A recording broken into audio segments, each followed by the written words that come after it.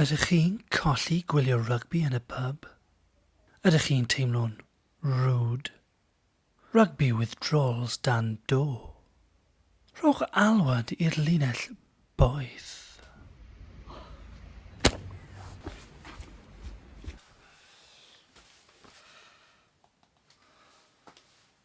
Hello?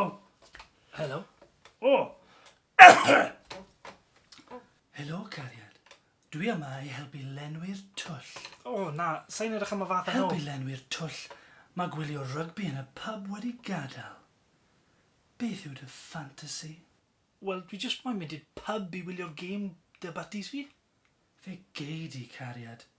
Mae 5 ohonoch chi, a sdim angen bwc o bwrdd o flaen llaw. 5? I gyd o wahanol households. Os cyw wrth y bar. Oes, un hir, a mae rhai yn gwthio yn erbyn ti. Oh, mam bach. Ti'n cyrraedd y bar, ac mae dwylo ti'n sticky. Ac sa sneb di anti bac o'r bar ers ages. Ydy penelyn fi'n lib. Socian. Mae rhywun yn gwthio mewn o flan ti. Be yw nhw'n wisgo? Dim byd o gwbl. Oh, marvellous, good lord. Ar ei gwyneb. Dim masg. Dim hyd yn oed face visor. Mae'r anthems yn dechrau. Be fi'n neud? Ti'n dechrau canu.